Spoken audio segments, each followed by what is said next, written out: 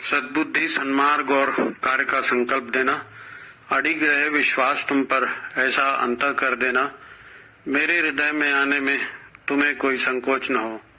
हे गुरुदेव, मुझे नजरों से दूर कभी न होने देना। हे गुरुदेव, मुझे नजरों से दूर कभी न होने देना। नमस्कार, गायत्री चिंतन धारा में आपका स्वागत है। मित्रों, आप सभी नवरात्रि साधना में लगे हैं। हमारे भीतर भी ईश्वरीय शक्ति का साम्राज्य है। ईश्वरीय शक्ति का ही सारा सिस्टम हमें भीतर से चलाता है।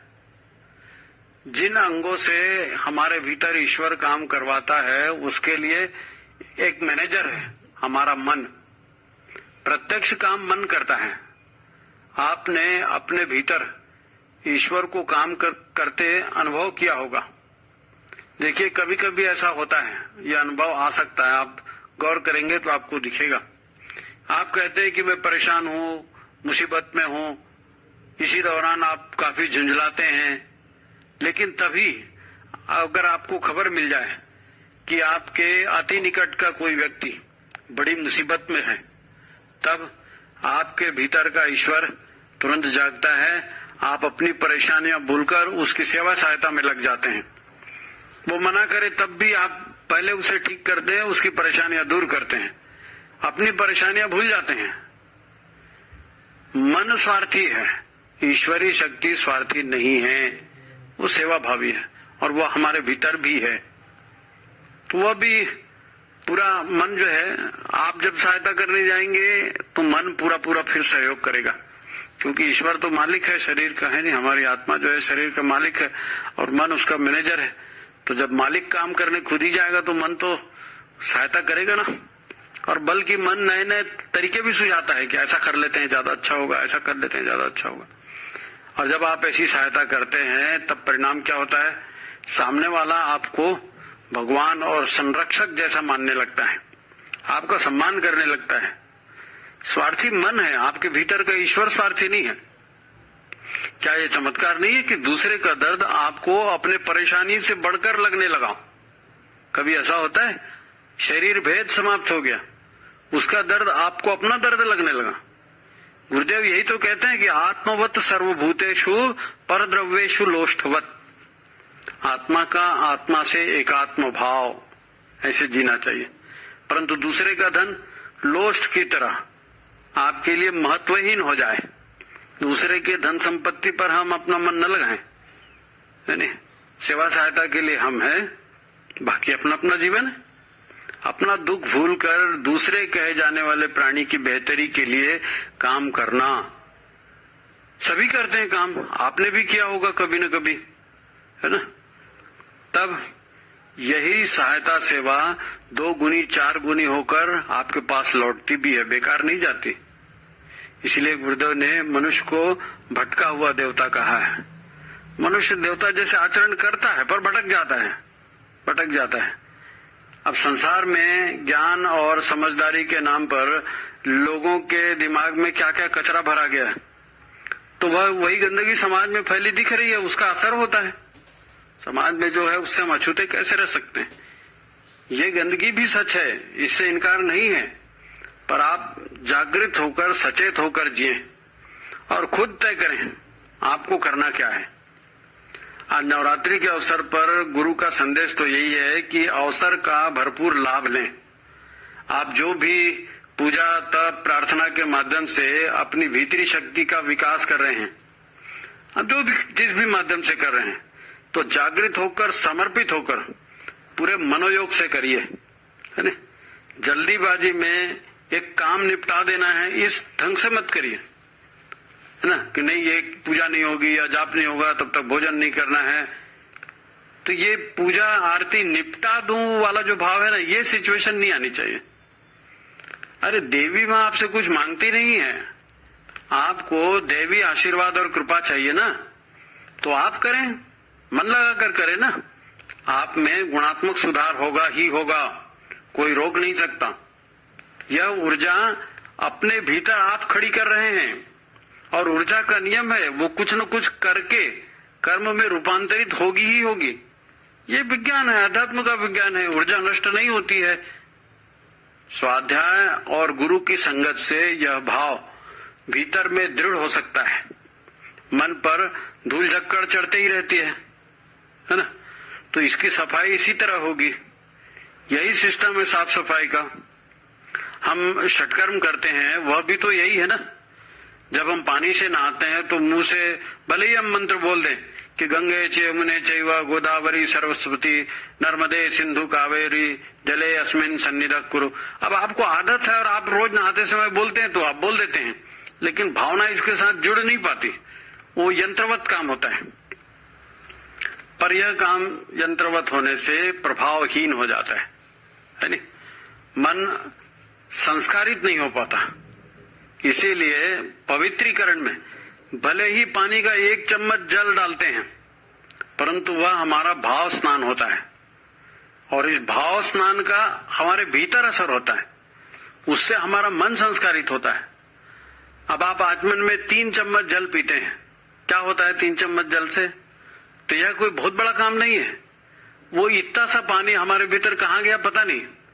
पर जब उसके साथ साथ आप भावना करते हैं कि हम अपने मन को, अपनी वाणी को और अपने समस्त अंतःकरण को पवित्र भी कर रहे हैं, भावना मन के साथ ये भावना हो रही है, तो यही भाव ऊर्जा बन जाती है।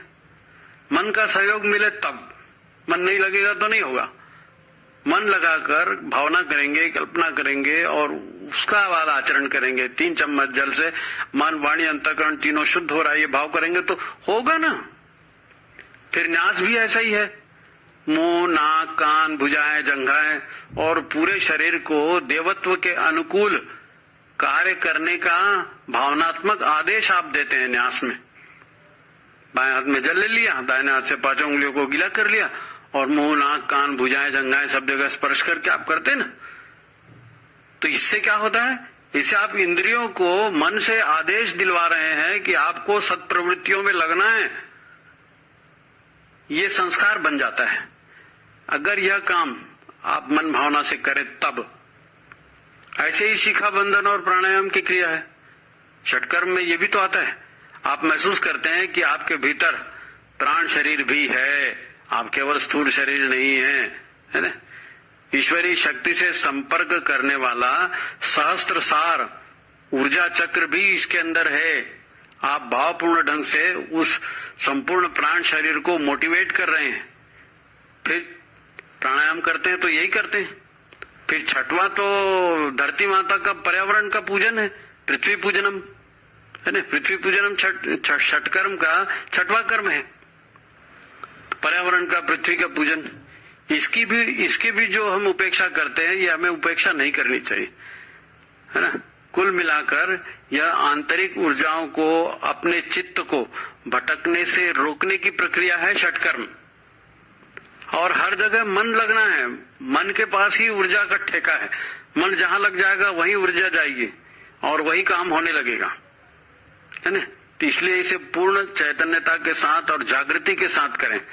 जाप कर रहे हैं, भजन कर रहे हैं, प्राणायाम कर रहे हैं, षटकर्म कर रहे हैं, मन लगना चाहिए। मन लगेगा तो वो सार्थक है, मन नहीं लगा तो निरर्थक है।